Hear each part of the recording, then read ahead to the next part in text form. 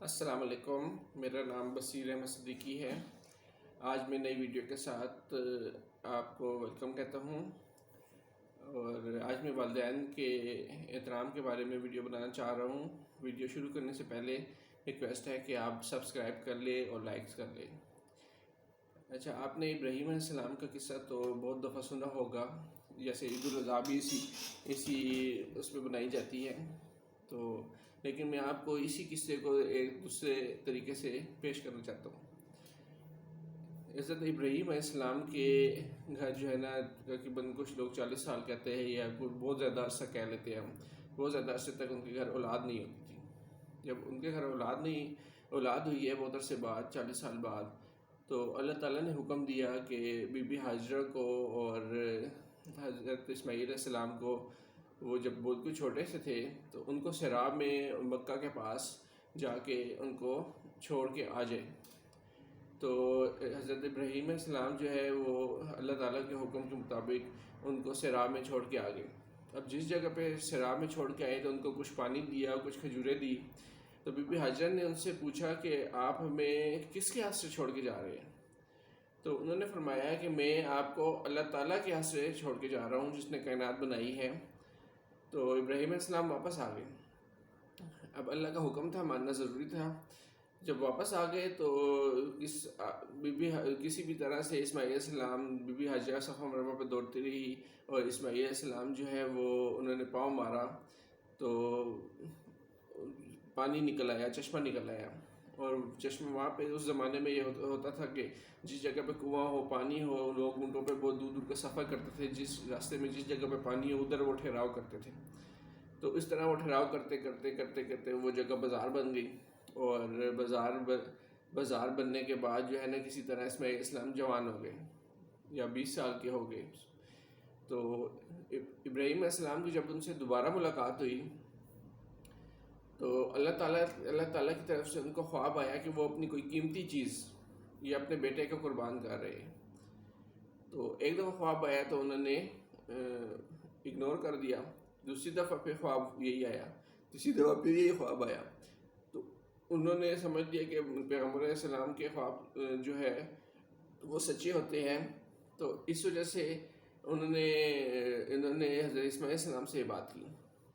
اسماعیل علیہ السلام نے بالکل حامی بھر لی کہ آپ کو اگر یہ خواب آ رہا ہے کہ آپ مجھے قربان کر رہے ہیں تو آپ مجھے قربان کر لیں، بلکہ میری آنکھوں پہ پٹی باندھ دیں ایسے کرتے ہوئے، تاکہ آپ کو یہ میری آنکھوں میں دیکھ کے کہیں آپ وعدہ حکم عدولی نہ کر دیں اللہ تعالیٰ کی۔ تو یہ آزمائش تھی بیسیکلی۔ تو اب آپ اس جگہ پہ رک کے آپ کو ایک بات بتاتا ہوں، فرض کریں کہ حضرت اسماعیل علیہ السلام کی جگہ ہم ہوں، وہ تو پیغمبر تھے، ان کی جگہ ہم ہو بھی نہیں سکتے، لیکن فرض کریں، آپ لوگوں کو سمجھانے کے لیے ایک بات کرنا چاہ رہا ہوں کہ اس کی جگہ میں ہوتا تو میں کیا کہتا؟ میں کہتا کہ بھائی پہلے تو بچپن میں مجھے مارنے کے لیے صحرا میں چھوڑ آئے، میرا باپ میرا تو دشمن ہے بیسیکلی، کہ پہلے تو مجھے مارنے کے لیے صحرا میں چھوڑ آئے، اور جب میں کسی طرح پل بڑھ کے جوان ہو گیا تو دوبارہ میرے سے ملاقات کی ہے، ٹھیک ہے، دوبارہ میرے سے ملاقات کی ہے، تو اب آپ مجھے میرے گلے پہ چھری چلانا چاہ رہے ہیں، مجھے مارنا چاہ رہے ہیں۔ ہم تو یہ کہتے ہیں کہ بھئی ہمارا کوئی اچھا نہیں کیا، سب کچھ ماں باپ ہمارا اچھا کر لیتے ہیں، سب کچھ بچپن سے لے کے بڑے تک فل خیال کر لیتے ہیں، اس کے باوجود ہم کہتے ہیں ہمارے ماں باپ نے ہمارا کیا کیا؟ تو آپ سوچیں کہ اگر اس کی جگہ ہم ہوتے ہیں، ہم کہتے ہیں کہ ہمارا باپ تو نہیں، ہمارا دشمن ہے، پہلے صحرا میں مرنے کے لیے چھوڑ دیا اور اب جو ہے ہمیں چھری چلانا چاہتا ہے گلے میں۔ لیکن وہ اسماعیل علیہ السلام تھے، ان کو ماں باپ کا حقوق پتہ تھا کہ ماں باپ کے سامنے اللہ تعالیٰ کہتا اف بھی نہیں کرنا، ہم ماں باپ کے ساتھ ظلم کرتے ہیں۔ تو ماں باپ کا اتنا بڑا درجہ ہے کہ ماں باپ آپ کو کچھ بھی نہ دے، صرف پیدا کرے اور آپ کو کوئی خرچہ نہ اٹھائے، آپ کو کچھ بھی نہ دے، کوئی جائیداد وغیرہ بھی نہ دے، اور اس کے باوجود ماں باپ کا یہ درجہ ہے کہ ماں باپ کے سامنے اف بھی نہیں کرنا۔ تو فرض کرو کہ بعض لوگ یہ کہہ کہ ہمارے ساتھ تو شیطان لگا ہوا ہے، تو اس وجہ سے ہم جو ہے نا ماں باپ کی خدمت اور حقوق پورے نہیں کر سکتے۔ تو آپ سوچیں تو ادھر شیطان کا رول بھی اسی لیے اللہ تعالیٰ نے رکھا کہ بڑا شیطان سامنے کھلی آنکھوں سے سامنے آیا اور اسماعیل علیہ السلام کو بہکایا کہ یہ تمہارا دشمن ہے اور تمہیں مارنا چاہتا ہے۔ تو شیطان کو حضرت ابراہیم علیہ السلام نے کنکریاں ماری، 3 دفعہ آیا اور کنکریاں ماری۔ یہ تو اللہ کا کرم ہوا کہ وہ اسماعیل السلام کو جب ان کے اوپر گلے پہ چھری چلائی تو چھری کھنڈی ہو گئی، اور اس کے بعد وہاں پہ دمبا آ گیا اور اس کو ابراہیم علیہ السلام نے قربان کر دیا۔ تو یہ ہمارا ہمیں بہت بڑا سبق دیا جا رہا ہے، ان کے اوپر زندگی میں پریکٹیکل ایک چیز گزری صرف ہمیں سبق دینے کے لیے اور ان کی آزمائش کے لیے، اسی لیے ابراہیم علیہ السلام کو اللہ نے اپنا دوست کہا ہے۔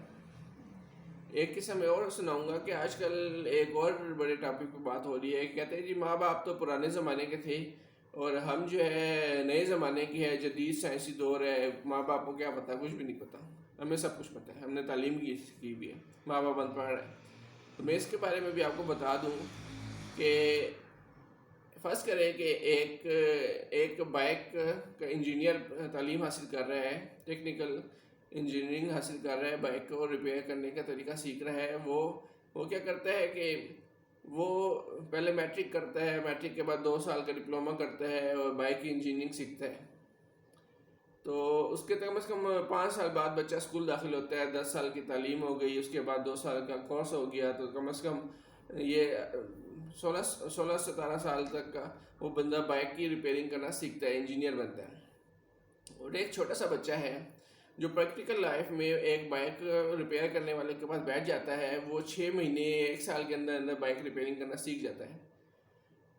اور آپ اس 1 سال والے بچہ، وہ جو سائز بچہ ہے، اس کے سامنے اس 17 سال والے بندے جو نان پریکٹیکل ہے، اس نے صرف تھیوریکل پڑھا ہوا ہے، اس کو لا کے ایک بائک دے دے کہ بھئی یہ خراب ہے، اس کو ٹھیک کرو، تو وہ ٹھیک نہیں کر سکے گا، اس کو ابھی مزید 1 سال پریکٹیکل کرنے کی ضرورت ہے۔ اسی لیے ہاؤس جاب ہوتا ہے، ڈاکٹروں کو بھی ہاؤس جاب ہوتا ہے کہ پریکٹیکل کرنا سیکھنا ضروری ہے۔ تھیوریکل تو آپ نے سب سمجھ لیا، بے شک ان کا مائنڈ براڈ ہوتا ہے اور وہ زیادہ اس کی اویئرنیس آئی ہوتی ہے، انہوں نے پڑھا ہوتا ہے، لیکن وہ پریکٹیکل بائک کو اس کو سامنے رکھ دی جائے کہ بھئی آپ اس کو ٹھیک کرو، تو وہ پڑھنے والا بندہ، ٹیکنیکل والا بندہ وہ نہیں ٹھیک کر سکتا۔ اور چھوٹے سے بچے کو کہہ کے اس بائک کو ٹھیک کر دو، وہ ٹھیک کر دے گا۔ اور جب وہ ساری زندگی ایک بندہ بائک جو ہے وہ ٹھیک کرتے ہوئے زندگی گزارے، پریکٹیکل زندگی گزارے، تو وہ تھیوریکل بندے سے زیادہ ہوتا ہے۔ تو زندگی میں یاد رکھے کہ کوئی بھی بچہ کتنا بھی پڑھا لکھا ہو جائے، تو وہ باپ جس نے 50 سال عمر زندگی میں پریکٹیکل زندگی کے سارے مسائل جھیلے ہیں اور سارے مسائل دیکھے ہیں، ان کا حل نکالا ہے، پریکٹیکل دنیا دیکھتا ہوا آ رہا ہے۔ جب تک وہ کوئی بھی بندہ پڑھا لکھا ہو کہ ان پڑھ ہو، جب تک وہ بندہ اس 50 سال کی عمر میں نہیں پہنچے گا، وہ اس تجربے کے حامل نہیں ہو سکتا کہ بے شک جو ان پڑھ بندہ ہو سکتا ہے جس نے پریکٹیکل 50 سال اس دنیا میں گزار دیے۔ دنیا آزمائش کی جگہ ہے، مسلسل آزمائشیں آتی ہے، سکون کی جگہ نہیں ہے دنیا۔ تو اس لیے کبھی بھی یہ مت سوچے کہ ماں باپ سے زیادہ آپ سمجھدار ہوگے، ماں باپ ہمیشہ آپ سے زیادہ سمجھدار رہے گے، کیونکہ انہوں نے آپ سے زیادہ زندگی گزاری ہے۔ اور جس ماں باپ نے آپ کو واش روم جانا سکھایا، آپ کو انگلی پکڑ کے چلنا سکھایا، آپ ان کو سمجھاتے ہیں۔ تو اس لیے مہربانی کرے، ماں باپ کی عزت کرے۔ آج کی یہی میری ویڈیو تھی، اس طرح نیکسٹ ٹاپک پہ نیکسٹ ویڈیو لے کے آؤں گا۔ تھینک یو، اللہ حافظ۔